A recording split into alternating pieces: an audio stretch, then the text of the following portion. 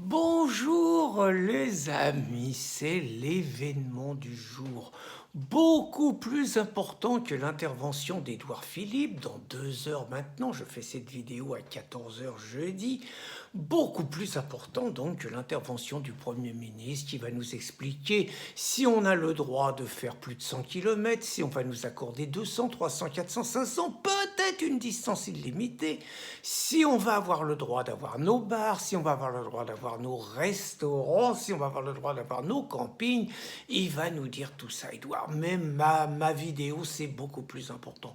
Beaucoup plus important que la mort de Claude Goazienne, le sympathique maire LR du 16e arrondissement, qui m'avait fait virer d'un salon littéraire du Naïbrit. Allez, tout ça, ça remonte à 9 ans, il y a prescription.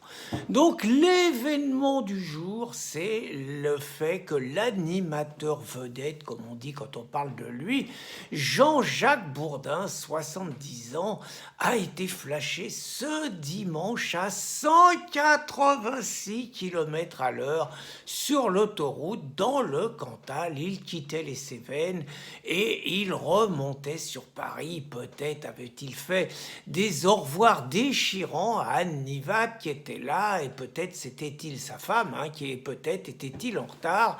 Toujours est-il que 186 km sur l'autoroute, limité à 130, c'est beaucoup.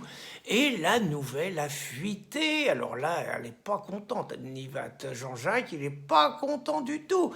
La nouvelle a fuité. Ils ont dit donc 186 km/h, et ils ont dit d'autre part qu'il avait aussi été verbalisé parce qu'il n'y avait pas le respect des 100 km, la distance de 100 km. Alors là, Jean-Jacques, il dit qu'il avait une double autorisation. On ne sait pas pourquoi, lui, il a une double autorisation, alors que moi, j'en ai même pas une simple. Moi, j'ai pas vu mes enfants, mes petits-enfants, tous mes amis qui habitent à plus de 100 km de chez moi, je les ai pas vus depuis janvier. Mais bon, lui, il a une double autorisation.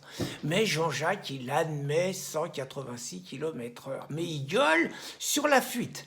Alors, il faut savoir, parce que les journalistes, ils sont contents. En général, c'est les juges qui font fuiter les affaires, plutôt des politiques de droite. Et là, les journalistes, ils sont contents. Ils prennent les infos, ils disent « Oh, on va y en mettre plein la gueule et tout ». Là, c'est un journaliste qui est victime des fuites, sans doute un gendarme. Mais là, il est moins content. Jean-Jacques, puis Anne Nivat, elle a gueulé aussi.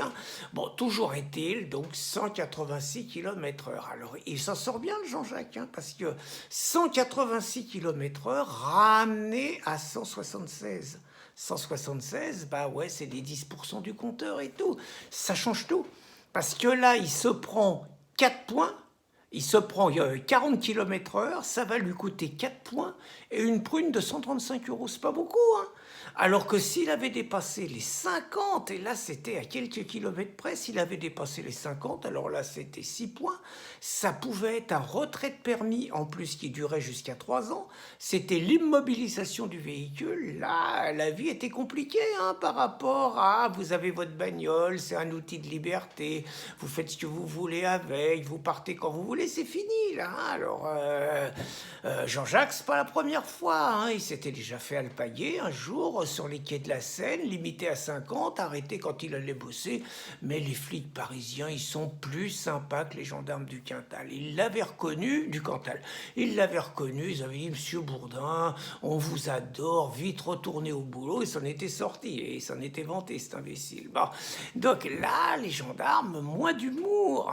Je sais pas si Bourdin a dit des conneries sur la police ces derniers temps, j'en sais rien, mais toujours est-il qu'ils n'ont pas fait de cadeau. Alors moi, j'ai envie de dire, et je vais vous surprendre peut-être, je défends Jean-Jacques Bourdin. Je trouve absolument dégueulasse, mais je dis bien dégueulasse, qu'on ne puisse pas rouler sur l'autoroute à la vitesse qui, nous semble aller. Je veux bien faire une limite à 250. Mettons, 250, je suis d'accord. Mais en dessous, faut arrêter de se foutre de la gueule du monde. On nous file dans les mains des jouets qui roulent à 230, 250 km/h. On paye des taxes par rapport à la puissance de la bagnole bagnole, sur les assurances, sur tout ça, sur la vignette. Non, il n'y a plus de vignette, mais sur les contrôles fiscaux, sur les contrôles techniques et tout. Enfin, on douille, quoi. Et à l'arrivée, c'est une histoire de cateau. On nous met une pomme sur la table, on nous dit regardez comme elle est bonne, et vous n'avez pas le droit de la manger. On limite à 130.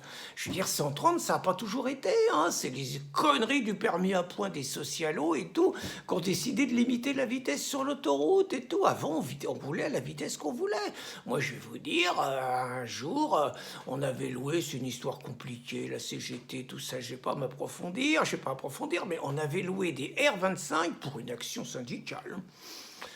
220 à l'heure sur l'autoroute, les mecs. On avait filé de Paris à Toulouse. Waouh, 220, quel plaisir! Très franchement, quel plaisir de conduire à 220. On s'endort pas, on est vigilant, on n'est pas très attentif, parce qu'à cette vitesse-là, faut pas jouer au con, quoi. Bon, mais un plaisir, et vraiment, je regrette. Il y a les Allemands, et ils ont pas de limite sur l'autoroute, ils ont simplement dans les bretelles, ils doivent baisser et tout, il n'y a pas plus de morts, c'est pas vrai. Donc moi, j'aimerais bien que Jean-Jacques Bourdin, il utilise sa notoriété pour gueuler contre la répression des automobilistes. Là, ça aurait de l'allure, là, il peut profiter de ça. Or, j'ai l'impression quand même que le camarade Jean-Jacques, qui passe quand même son temps à donner des leçons à ces Français populistes, hein, j'ai pas l'impression qu'il ait beaucoup ramené sa gueule quand Édouard Philippe, dont je parlais tout à l'heure, il a ramené la vitesse sur les départementales à 80 km/h. Nous foutons le boxif. J'ai plutôt l'impression qu'il bavait sur les gilets jaunes qui avaient lancé leur mobilisation là-dessus au départ, et qui bavait sur les gilets jaunes qui foutaient en l'air tous les radars en disant que c'était à cause d'eux qu'il allait y avoir plein de morts sur les routes. C'est tout juste s'il les traitait pas d'assassins. Bah, pas le bol, en 2019, 70% des radars foutus en l'air. Et pas le bol, c'est une des années où il y a eu le moins de morts sur la route. Donc moi, j'aimerais que Jean-Jacques, parce que c'est quand même, c'est dire ce qu'on fait aux automobilistes. Là, ça tombe sur Jean-Jacques. Jean-Jacques, il a les reins solides. Mettons qu'il lui pique son permis. Bon, il n'aura pas de problème. Il aura un taxi qui ira le chercher. Il aura BFM TV pour qu'il puisse faire sa propagande au service de Macron. Lui, on verra un chauffeur. Il aura un chauffeur pour aller dans les Cévennes. On le conduira à l'aéroport. Bon, ça ira. Moi, je pense à tous les pauvres mecs parce que moi, j'ai fait des stages pour récupérer les points. Moi, j'ai jamais roulé à 186 sur l'autoroute. Moi, chaque fois, je me suis fait gauler à 52, 55 sur des vitesses limitées à 50. Et un coup, je me suis fait gauler sans ceinture avec mes petits-enfants. Ça m'a coûté 3 points. 3 points et 135 €. Je veux dire, pour pas avoir de ceinture, je mettais personne en danger. J'ai jamais entendu Jean-Jacques Bourdin ramener sa gueule là-dessus, quoi. J'ai jamais entendu ramener sa trombine sur la persécution, le racket, le lynchage dont sont victimes les automobilistes à cause de l'idéologie écolo, à cause de l'idéologie de la sécurité routière et surtout à cause du racket qu'on organise contre eux, quoi. Donc, j'ai envie de dire, je pense, moi j'ai fait ces stages, j'ai vu les personnes qui faisaient des stages. C'était des salariés individuels, la plupart du temps des auto-entrepreneurs, des livreurs, des petits jeunes qui font les livraisons.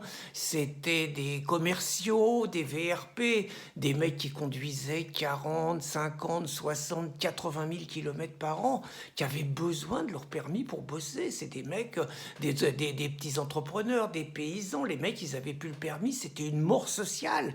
Et je veux dire, j'ai jamais entendu Jean-Jacques ramener sa gueule là-dessus, quoi.